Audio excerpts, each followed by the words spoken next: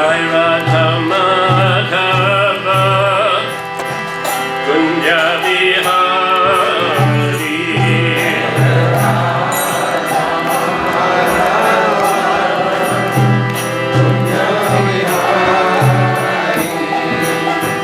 Gopi Jana Ballabha Giridharadhari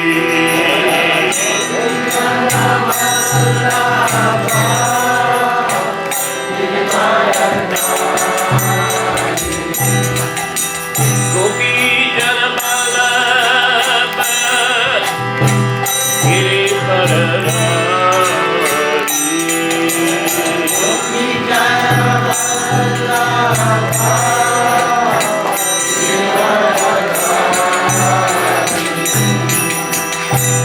Yasodhananda Prajaranjana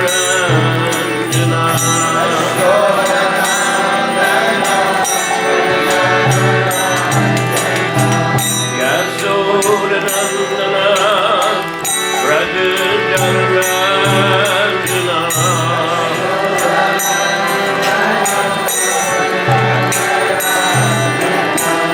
Yamuna Kira Banachari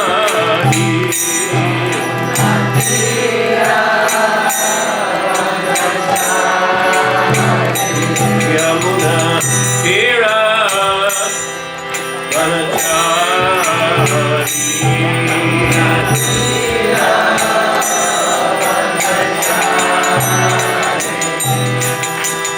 Jai Radha Madhava Kunja Vihari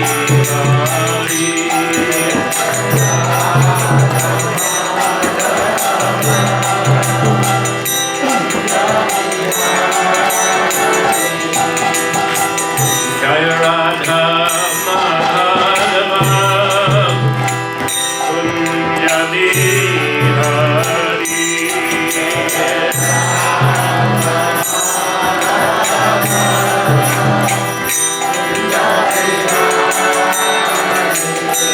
Jai Gopi Jana Ballabha Giridharadhari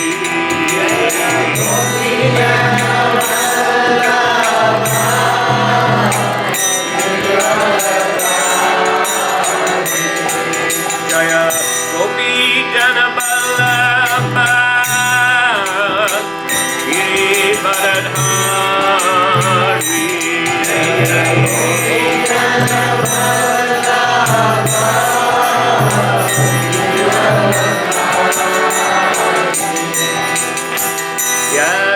Yasodhanandana Prajaranjana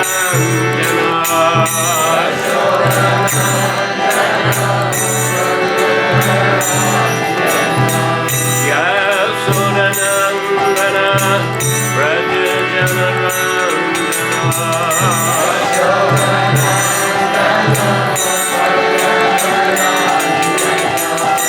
Yamuna Tira Banachari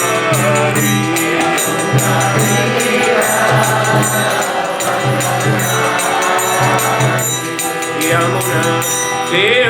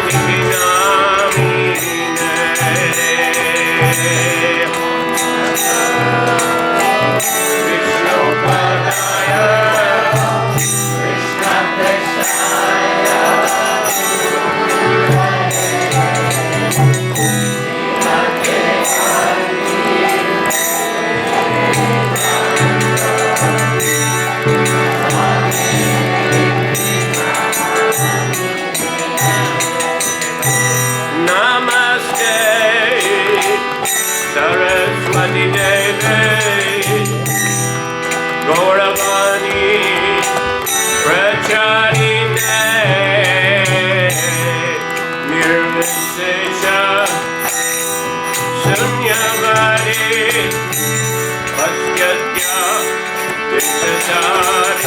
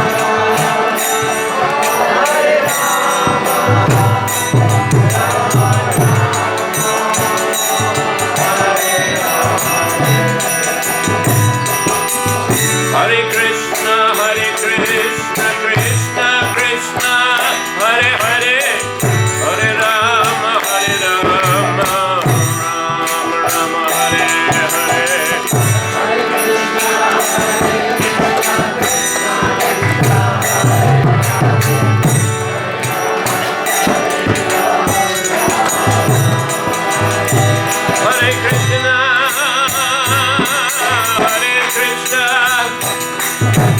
Krishna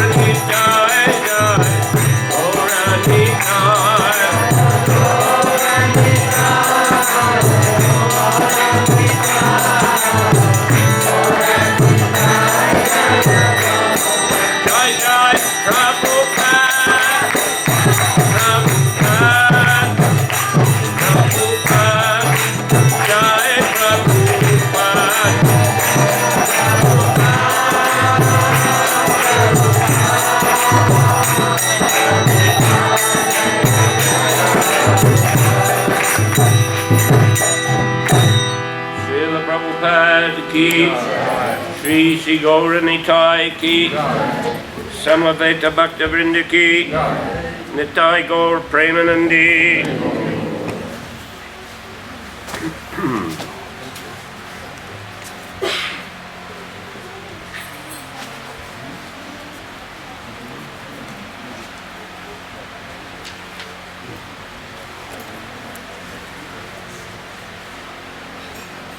Nama Om Vishnu Padaya Krishna Prestaya Bhutale Srimati Bhaktivedanta Swami Namine Namaste Saraswati Deve Gauravani Pracharine Nirvisesha Sunyavadi Pastadyade Shatarine. Hare Krishna. So today we'll read Bhagavad Gita chapter 10, text 9. Please repeat. Matchita madgata prana Bodhayanta parasparam Katayantascha mam nityam Tushyanti charamanti cha Matchita madgata prana Bodhayanta parasparam Katayantascha mam nityam Tushyanti charam. Lord Krishna said, "The thoughts of my pure devotees dwell in me. Their lives are fully devoted to my service, and they derive great satisfaction and bliss from always enlightening one another and conversing about me." Purport: pure devotees whose characteristics are mentioned here engage themselves fully in the transcendental loving service of the Lord. Their minds cannot be diverted from the lotus feet of Krishna. Their talks are solely on the transcendental subjects. The symptoms of the pure devotees are described in this verse specifically. Devotees of the Supreme Lord are 24 hours daily engaged in glorifying the qualities and pastimes of the Supreme Lord. Their hearts and souls are constantly submerged in Krishna, and they take pleasure in discussing him with other devotees. In the preliminary stage of devotional service, they relish the transcendental pleasure from the service itself, and in the mature stage, they are actually situated in love of God. Once situated in that transcendental position, they can relish the highest perfection which is exhibited by the Lord in his abode. Lord Chaitanya likens transcendental devotional service to the sowing of a seed in the heart of the living entity. There are innumerable living entities traveling throughout the different planets of the universe, and out of them there are a few who are fortunate enough to meet a pure devotee and get the chance to understand devotional service. This devotional service is just like a seed, and if it is sown in the heart of a living entity, and if he goes on hearing and chanting Hare Krishna, Krishna Krishna, Hare Hare, Hare Rama, Rama Rama, Hare Hare, that seed fructifies just as the seed of a tree fructifies with regular watering. The spiritual plant of devotional service gradually grows and grows until it penetrates the covering of the material universe and enters into the Brahmajyoti effulgence in the spiritual sky. In the spiritual sky also that plant grows more and more until it reaches the highest planet, which is called Goloka Vrindavan, the supreme planet of Krishna. Ultimately, the plant takes shelter under the lotus feet of Krishna and rests there. Gradually, as a plant grows fruits and flowers, that plant of devotional service also produces fruits, and the watering process in the form of chanting and hearing goes on. This plant of devotional service is fully described in the Chaitanya Charitamrita Madhya Lila chapter 19. It is explained there that when the complete plant takes shelter under the lotus feet of the Supreme Lord, one becomes fully absorbed in love of God. Then he cannot live even for a moment without being in contact with the Supreme Lord, just as a fish cannot live without water. In such a state, the devotee actually attains the transcendental qualities in contact with the Supreme Lord. The Srimad Bhagavatam is also full of such narrations about the relationship between the Supreme Lord and his devotees. Therefore, the Srimad Bhagavatam is very dear to the devotees, as stated in the Bhagavatam itself, 12, 13, 18. Srimad Bhagavatam Puranam Amalam Yad Vaishnavanam Priyam. In this narration, there's nothing about material activities, economic development, sense gratification, or liberation. Srimad Bhagavatam is the only narration in which the transcendental nature of the Supreme Lord and his devotees is fully described. Thus, the realized souls in Krishna consciousness take continual pleasure in hearing such transcendental literatures, just as a young boy and girl take pleasure in association. Matchita Madgata Prana Bodhayanta Parasparam Katayantash Tamam Nityam Tushanti Cha Ramanti Cha. The thoughts, Krishna said, the thoughts of my pure devotees dwell in me. Their lives are fully devoted to my service, and they derive great satisfaction and bliss from always enlightening one another and conversing about me.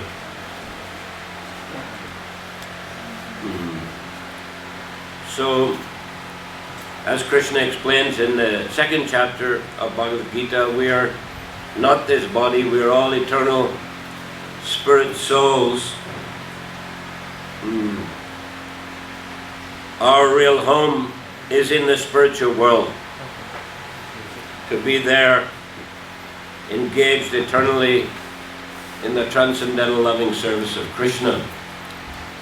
So in the spiritual world, there is no need of material body. One's spiritual form is fully developed. And there are many different kinds of devotees in the spiritual world. They have different kinds of relationships with Krishna. Some are in a mood of servitude, like Krishna's assistants and servants. Some are in the mood of friendship, like the cowherd boys. Some are in a Vatsalya ras, or parental mood of affection, like Mother Yasoda, Nanda Maharaj. And some are in the Madhurya ras, like the gopis, and also the queens of Krishna in the Dwarka. Krishna has there are different abodes in the spiritual world. Vrindavan, Mathura, and Dwaraka. And of course also there are the Vaikuntha planets, where the Lord has a four-armed form. Many different spiritual planets where different 4 manifestations of the Lord preside. But it's considered, Vaikuntha, the predominant mood is Aishwarya, opulence. So everyone is in a mood of awe and reverence towards the Lord. But in Dvaraka, there's also predominantly Aishwarya and some Madhurya or sweetness, more than Vaikuntha, that is, because the relationships are more familiar than in Vaikuntha, but still quite formal. Krishna, his dealings with his consorts are in Svakiya Rasa. It's married conjugal relationships. Then in Mathura there is more Madhurya and less Aishwarya, but there's both. But in Vrindavan, Golok Vrindavan is a very intimate and familiar mood, a village mood, and Lord Krishna there relishes very, very intimate dealings, and they're the most familiar. So as we mentioned, there are cowherd boys. Krishna has his loving relationships with them. Sometimes they'll be fighting and joking. The boys might steal Krishna's lunch pack. And this way, that mood of awe and reverence that the Supreme Lord is so elevated and we are so insignificant, that kind of mood is not there, rather it's a very familiar. Krishna is just one of the village boys. And then again, with his parents, he's a young child, so they may chastise him in different ways, they worry about protecting him. And the Madhurya Rasa is with the gopis, which is unmarried conjugal love, which is a very intimate, also very risky according to worldly morality. But Krishna, after all, he's transcendental, he's not subject to mundane rules and regulations. But we shouldn't think that those relationships are like mundane relationships in the material world. No, those relationships are very elevated, and the gopis have a very, very pure love for Krishna. As for example, once Krishna had a headache, and he requested Narada to bring dust from the feet of his devotees. So he was approaching different devotees, please give some dust from your feet, Krishna has a headache. No, we cannot. If the dust of our feet touches Krishna's head, then we'll all go to hell. It's a great offense. But when Narada approached the gopis, they said, take as much dust as you want. It doesn't matter if we go to hell, as long as Krishna's headache is cured. So their love was pure. They didn't have any personal motivation or personal worry or consideration, just to please Krishna somehow or other, even if they had to go into difficulty. So this is a very high level of Krishna consciousness, and Sri Caitanya Mahaprabhu, the incarnation of Krishna who appeared just over 500 years ago, he always relished these transcendental pastimes between Krishna and the gopis, and of course Krishna and the cowherd boys, Krishna and his parents, etc. But especially the love of Krishna and the gopis, and particularly Krishna and Srimati Radharani. Radharani is considered to be the topmost devotee she's the purest devotee and knows best how to please Krishna.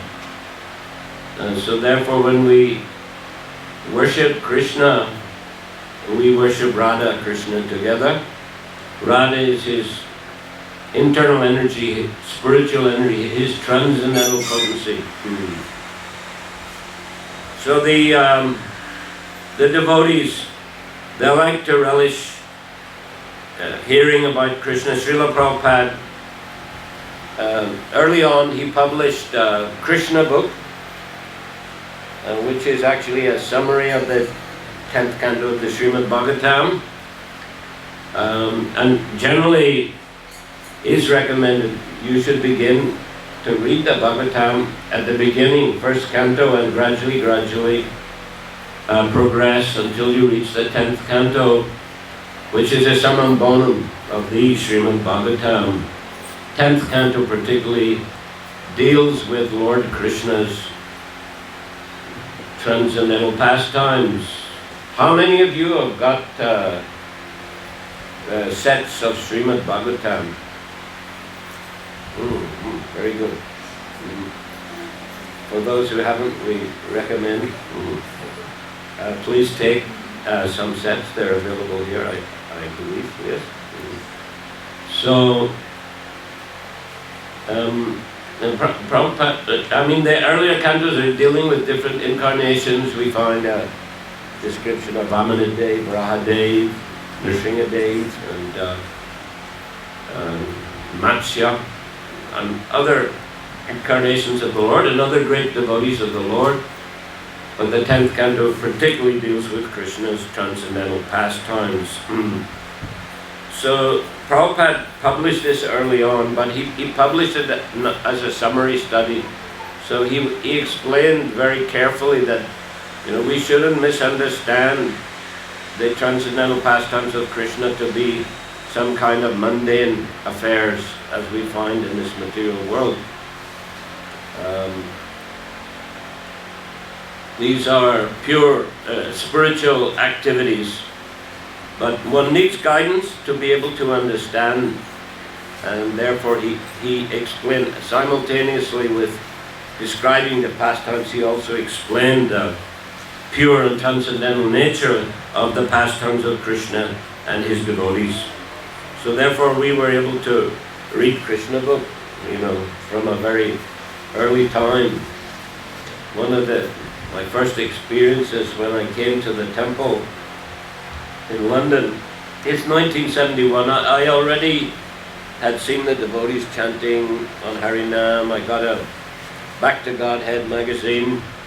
I went to Canada and I was reading it on the plane, and then I stayed in a friend's apartment. I found Bhagavad Gita as it is.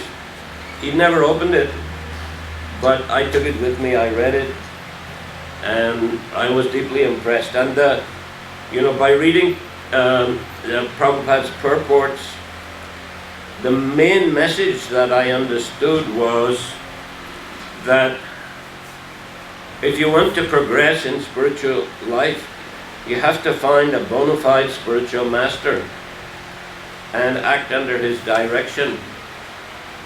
Then I was on the way back to London. I'm originally from UK, Northern Ireland that is. I passed through New York just for one day. I saw a huge Harinam party. So a devotee came up and sold me a magazine. And he said, please come to the temple. I said, I can't, I'm flying to London tonight. He said, that's all right, there's a temple in London. The address is in the magazine.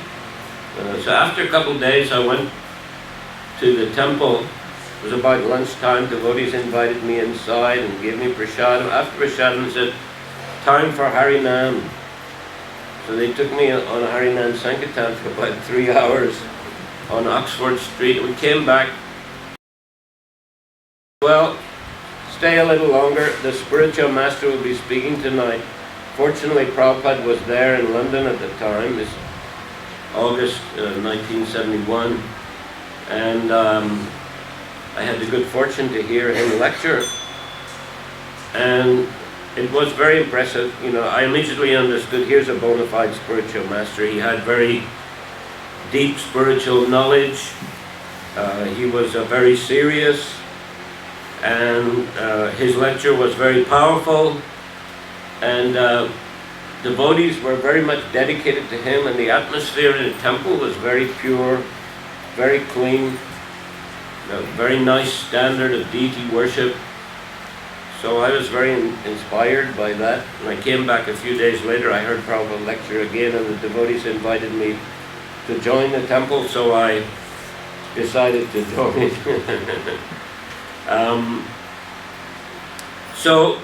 Right from the start, we had these books like Krishna book and Bhagavad Gita.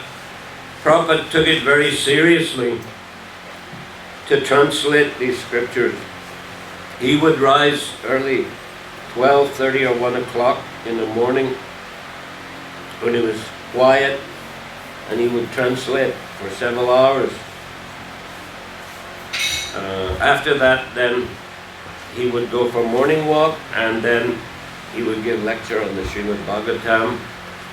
And during the day, he would deal with different matters concerning the International Society for Krishna Consciousness, answering letters, take a little lunch, and then he would take some rest after lunch.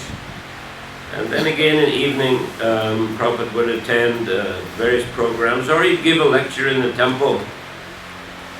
This was his general schedule, and he kept up the same schedule wherever he was. He flew all the way once, I think from Germany or somewhere in Europe to Australia. Most of us would be jet lagged, flying especially in the eastern direction. Prabhupada just, he just went on with his regular program. He wasn't much affected by tiredness of this material body.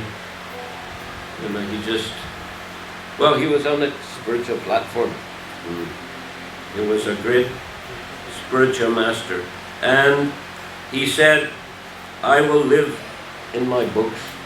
So he put so much energy into these books to explain properly how to understand Krishna and the transcendental pastimes of Krishna, and how to properly practice the process of Bhakti Yoga, which is after all the main message of Bhagavad Gita. We can say 3 main topics. Who are we? We are eternal spirit souls. Who is Krishna? He is the Supreme Personality of Godhead, the Supreme Spirit. And how can we develop our relationship with Krishna? So through the process of bhakti. Bhaktyamam avijanati yavanyas chasmi tatvata tato mam tatvato gyatva vishate tad anantaram. One can know the Supreme Lord as He is only by devotional service, and when one is fully conscious of the Lord by such devotion, then he can enter into the kingdom of God. So bhakti or devotional service is the eternal activity of the living entities in the spiritual world. And here, in this material world, this is, Prabhupada compared it sometimes to a prison house. Those who are rebellious against the instructions of the Lord, who are not inclined to serve the Lord.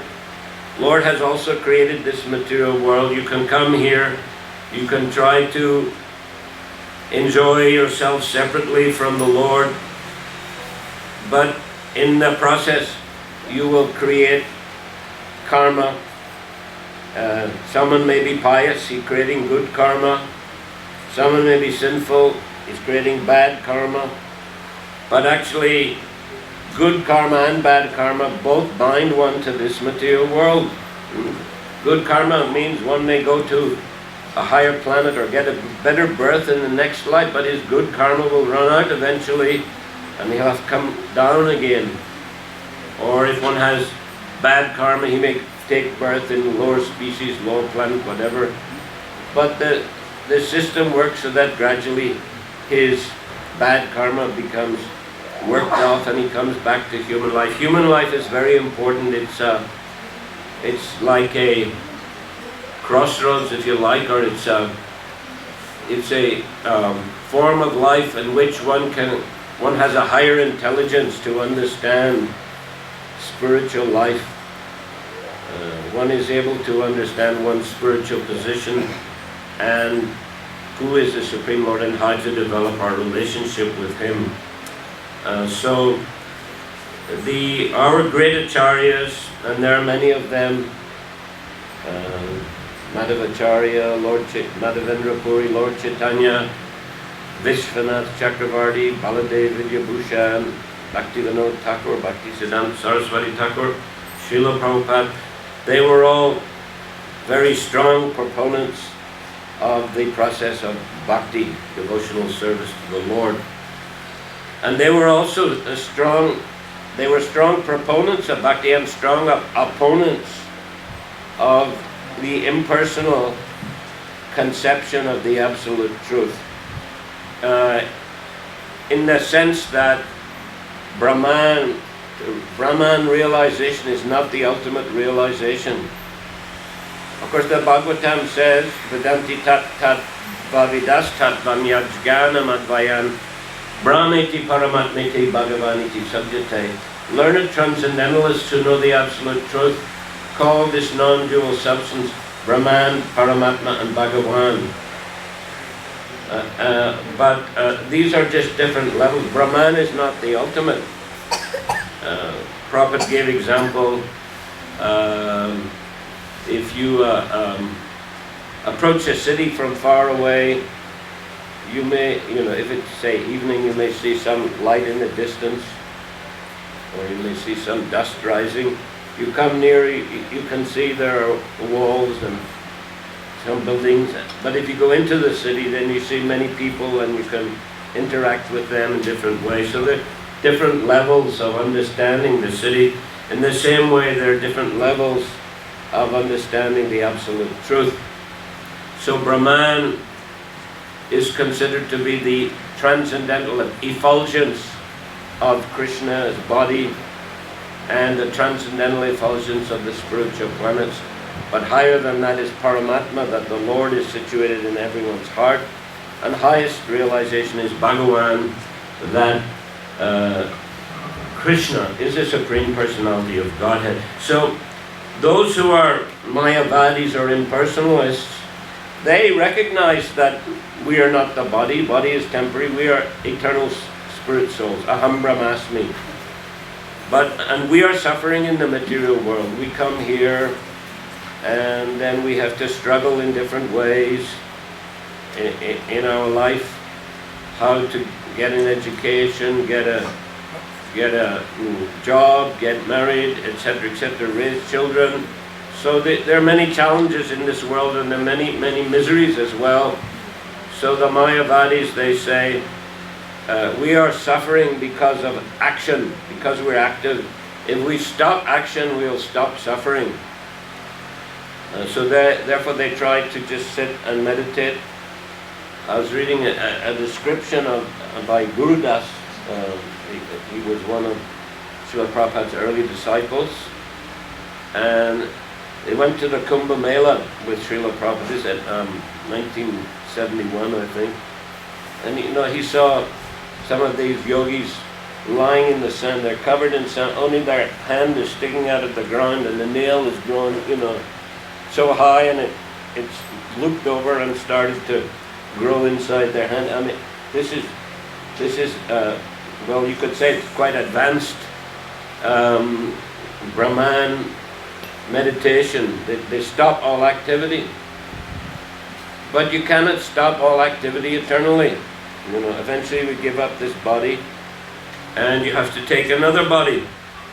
And maybe you can, as it were, merge in Brahman for a temporary period of time, but you cannot stay there eternally because the nature of the soul is active. The soul is energetic. Prabhupada, he said, impersonalists, they give one example. They say a living entity is like a water pot, a clay water pot. When it's empty and you hit it with a stick, and it makes a lot of noise, but when it's full and you hit it with a stick, no noise, or dull thud, and practically no noise. So they say when a person has no spiritual understanding, then he's always acting, and working, and talking, and thinking, and desiring, etc. But when he becomes Brahman realized, then he stops everything. No action, no talking, no thinking, etc. But this is not the philosophy of Krishna consciousness. It's not the philosophy of Bhagavad Gita. But these impersonalists, sometimes they twist the philosophy. Prabhupada was a strong opponent of and all our acharyas, they were strong opponents of impersonalism. Madhavacharya, also Ramanujacharya from the Sri Sampradaya, they were strong opponents. They were proponents of bhakti, to be positively engaged in devotional service to the Lord. Because Prabhupada, he said, a living entity is not like a water pot. A living entity is not just a dull object, static object. A living entity is dynamic, energetic. That's why we're always doing something. You see, children from a young age, they're running here and there. They have so much energy. So where's the energy coming from? It's coming from the soul. So what to do with that energy? That's the question. Even in mundane society, children have to be trained nicely in school so that, behavior is good, and they can become later responsible members of the society. So it's a question then how we use our energy. And that energy is manifested on three levels. On the physical level, on the level of speech, and on the mental level. So this verse here is explaining to us how to use our energy on these three levels. So first, the thoughts of my pure devotees dwell in me. So on the mental level, they're Krishna conscious. Their lives are fully devoted to my service, so that with their physical bodies they're engaged in devotional service, and they derive great satisfaction and bliss from enlightening one another and conversing about me. So they're speaking in a Krishna conscious way. They're talking about Krishna, or they're chanting Hare Krishna, or they're talking and helping one another to engage in the devotional service of Krishna. Just like here in Perth, Srila Prabhu took me today to see some places where we might in the future be able to make a temple. So the temple is for the worship of Krishna, glorification of Krishna. And that means, to build a temple it's a lot of opportunity for a lot of devotees to engage in devotional service. So our Acharya Prabhupada, he built many temples. Srila Bhaktivedanta Saraswati Thakur, he organized the first, as it were, organization, structured organization for spreading Krishna consciousness. So there were 64 Gaudiya Math temples that he opened. And Srila Prabhupada continued that work, and Srila Bhaktivedanta Saraswati Thakur especially wanted him to spread Krishna consciousness all over the world.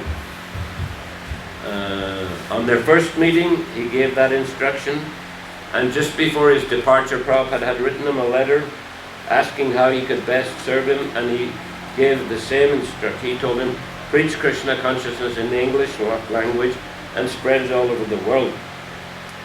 So Prabhupada, at a certain stage, when his children were growing up, he retired from family life and he lived in Vrindavan, and there he was working, translating books, translating Srimad Bhagavatam. He translated Bhagavad Gita, but the manuscript was stolen.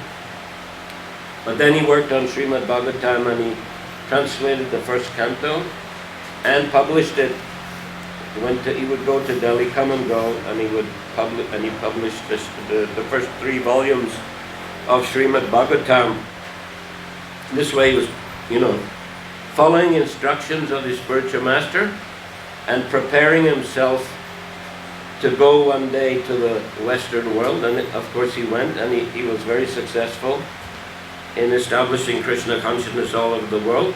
And then he also came back to India, and Prabhupada said once that my spiritual master wanted me to spread Krishna consciousness in the Western world, and I've done it, and now I have an own project to revive that spiritual consciousness in India. I think there are 500-600 ISKCON centers in India now. The movement has grown very, very rapidly. Bangladesh and over 100 centers, and Nepal and 50-60 centers. So especially in those areas, Hindu areas, Prabhupada has very successfully revived Krishna consciousness, and devotees are distributing millions of books and magazines, and in general giving people an opportunity to engage in devotional service and to follow these instructions of Lord Krishna. So we are very thankful to Srila Prabhupada for bringing Krishna consciousness to the West and spreading it all over the world. And Prabhupada came here also to Australia on many occasions. How many occasions? Every year from 71 to 76. Okay. 6 times. One time in Perth, yes. 75 in Perth. 75. I think he stayed 10 days here, so he has also blessed this city with his transcendental footprints. So very nice to come here, see all of you devotees, how you're serving the Lord, and opportunities are opening up for more and more service. So we encourage you to cooperate together to be Krishna conscious and to give Krishna consciousness to others. We were reading yesterday evening from Chaitanya Charitamrita how Lord Chaitanya was traveling in South India. He visited a place called Kurmakshetra. There was one Brahmana there.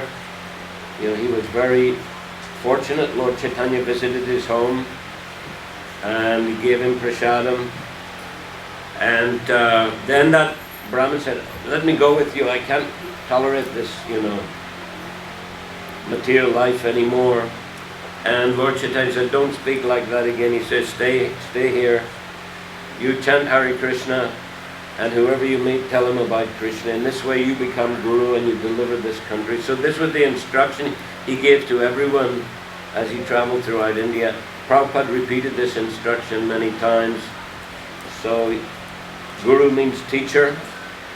So he wanted all the devotees to be gurus, to teach by their example and also by their words, and engage others in the service of Krishna.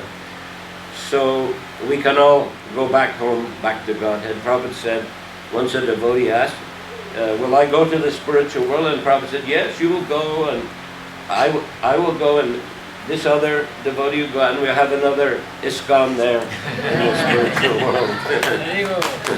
Hare Krishna. So what's ISKCON? It's a society for serving Krishna, for being Krishna conscious. So we thank you all very much, and we wish you all success individually and collectively in your service to Krishna. Any comment? Any question? Thank you so much, Prabhuji, for the wonderful class. Hare Krishna. If anyone has any questions, we can take them now.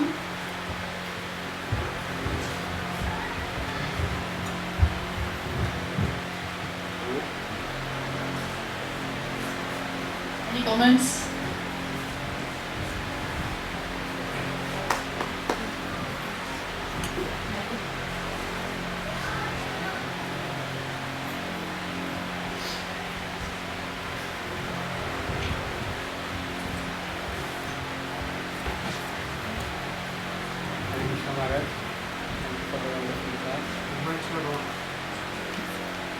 Thank you for the wonderful class. Can you please elaborate on His Grace Gurudas Prabhu's going to Kumbh Mela? You recall anything? Can you share, please? Not so much. I mean, basically, they went with Srila Prabhupada and they had some tent, big panel there, and Prabhupada was giving classes regularly. And also, it was very cold. But Prabhupada was taking a bucket bath. He liked that, a bucket bath. I didn't get the chance to go to Kumbh Mela with Srila Prabhupada, although I was in India at the time, and I was a member of Library Party. That was in 1977. We were distributing the books in the colleges, sets of Prabhupada's books, which was very successful actually. Everywhere, the libraries and the universities, they would take, almost everywhere, they would take sets of Prabhupada's books. But just when Prabhupada went to the Kumbh Mela, I was sent to Europe for some particular service just for a couple of weeks. So I missed, going to Kumbh Mela with him. But when I came back, Prabhupada had gone to Bhubaneswar. We had been given some land there, and Prabhupada had gone there to lay the foundation stone on Nityananda Trayodasi in 1977. That's early, like January, February. It will soon be Nityananda Trayodasi, I think 10th of February. Yeah, so it's around this time of year. It was just after Kumbh. He went from Kumbh Mela to Bhubaneswar. And there were only 2 mud huts on the land. And Prabhupada lived in that one mud hut, but he liked it very much, the simple life. And he would like to take a bucket bath outside, from the hand pump, and fill up a bucket. And Prabhupada also liked to put mustard oil, which is quite common in Bengal and Orissa. Early morning people will put mustard oil and then they take a bath. So the water doesn't bite so much if you put some mustard oil. And it also makes a body very golden. So Prabhupada was very golden and effulgent.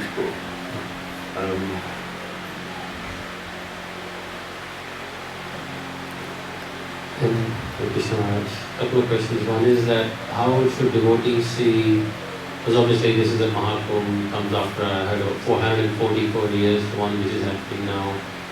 And there are devotees in different parts of the world obviously can't go during this time because practicality and all this.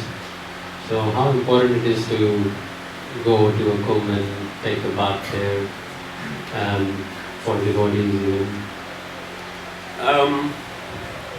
I don't think it's so important, because it's a kind of pious activity in a way. Of course, if you get the opportunity once in a lifetime, by all means. I did get opportunity to go later to Kumbh Mela. But, the main thing is to be practicing Krishna consciousness and following Krishna's instructions. And Prabhupada, especially he liked to go to Kumbh Mela to preach Krishna consciousness. And the devotees go there, they do Harinam, they do Prashadam distribution, book distribution. So it's just a great opportunity for distributing Krishna consciousness. But if you get the opportunity, by all means, get the opportunity to go to any of the holy places. We, on the library party, we were able to visit so many places, Dwarka, Udupi, and sell books there as well in the colleges, but also visit the holy places. And in Prayag, actually, we were fortunate. I was for some time, I was responsible for that area, Bihar, East UP. And we got very nice land in Prayag on the bank of the Jamuna River. The king of Varanasi actually donated us a big plot of land. So ISKCON has a very nice place there. And I haven't been for some time, but they built a temple. And That's the most important thing for devotees, to preach Krishna consciousness in the holy places and everywhere as well, and turn everywhere into a place of pilgrimage. So Perth will also be, it's already a place of pilgrimage, and in the future we anticipate it will be even bigger place of pilgrimage. Prabhupada put his lotus feet here. There are so many devotees here, and if you work together you can do something wonderful. Just one more question, please. When we talk about Vaishnava Grad, how do we understand? Because sometimes someone is doing something wrong, we have to address that as well. But at the same time, we think, oh, that's Vaishnava Grad, we should say. So how do we understand that line between the two? So we don't commit Vaishnava Grad, but at the same time, so you have to voice an opinion which is not right. Yeah, well, I think through experience one can learn, because if one offends another Vaishnava, it's hard to be peaceful, the mind becomes agitated, one may be thinking, I'm right, you know, etc., etc. So we should be on our guard, but at the same time, as you say, you know, sometimes you have to voice your opinion, so just be careful, and I think experience will help you, Krishna will help you, and you can study also the scriptures. There are more detailed instructions here and there in the scriptures. The main thing is that if one feels he's committed Vaishnava aparadha, he should apologize and ask for forgiveness.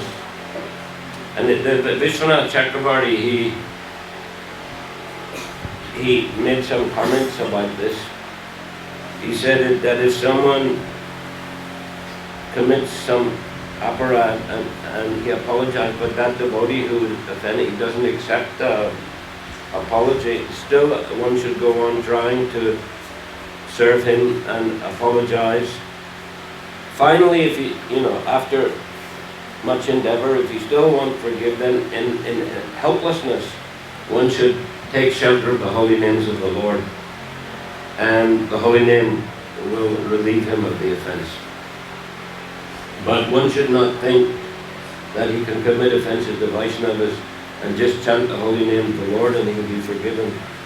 No, that won't work. In fact, the effect of the offenses will increase. So if one feels, you know, that he's offended a Vaishnava, he should apologize. Yes, you're on. You mentioned about the library party, and you were very extensively involved with the library party there in those days. Hello? Yeah. So, can you please elaborate a bit more on the parties and how you were doing those days? And also, is there any parties happening now at the moment anywhere in the world, so we can also understand and see like how we can still those programs, putting the books in the libraries? Well, we used to have these kind of cases that, well, they're like they're the airline pilots. You used to see them carrying these. It's like a bigger size briefcase, you know, so that we could fit in samples of Srimad Bhagavatam, Bhagavad Gita, Chaitanya Charitamrita, and other books. So we would go and then we'd just take appointment with we'd meet the librarian, and then the librarians, you know, usually universities have a central library, but also departments have their libraries. So we would, you know, find out what are the different departments, and to get books into the central library, you'd have to get some recommendation. So we'd have to meet different professors in the different departments and get their recommendations.